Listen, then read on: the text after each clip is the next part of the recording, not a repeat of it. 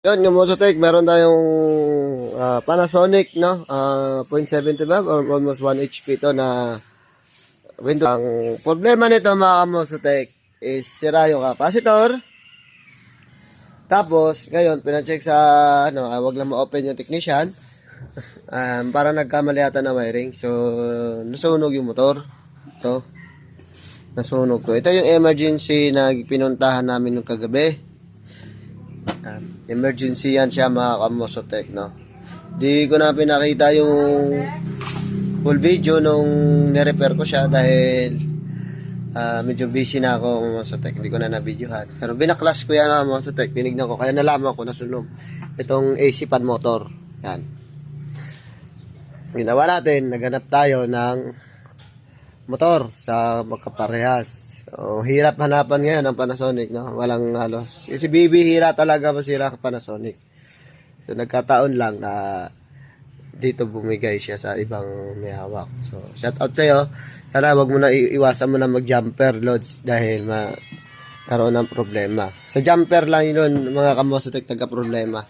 Sa pag-tapping nila ng wiring dito sa may capacitor at saka sa yun nakabaliktad yung herm ng fan ay napunta dun sa yung herm ng capacitor ng compressor doon nakasalpak yung sa fan, so iinit talaga yung fan motor, so iinit talaga siya hanggang sa masusunog na lang.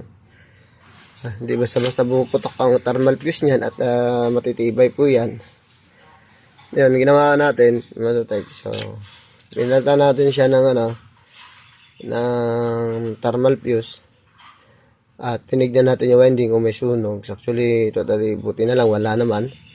Sinubukan natin ni-repair na siya pero ni-replace pa rin. Nandun naman yung motor sa So, pina-replace na lang daw. Ayaw niya ng repair. Okay. So, ni-replace natin na second hand din na wala pang repair.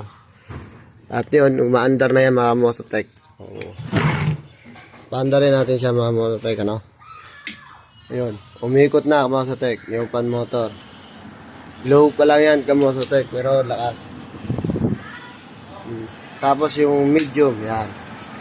High, low high lang pala yan Kamosotek. Tapos, tandarin natin yung compressor. Yun, naririnig yung Kamosotek. Maandar na yung compressor Kamosotek. So, mainit na to. Mainit na yan. Maandar na, lumalamig na rin at ganyan naman, nag-ice na. Ayan. Actually, dapat mawala yan, yung ice na yan. Siya Kamosotek, dapat mawala yan. Dapat maubos yan. Pag naubos yan Kamosotek at nawala na yung ice na yan, so ibig sabihin, walang problema ang freon. Yun, nawala, di ba? So, goods ang freon mga Kamosotek. So, walang butas, walang leak, refrigerant leak. So, malamig din. Good siya. So, malinis pa naman siya. Hindi na siya pinalinis na mayari. So, yun lang mga Kamosotek, Salamat sa inyong panonood.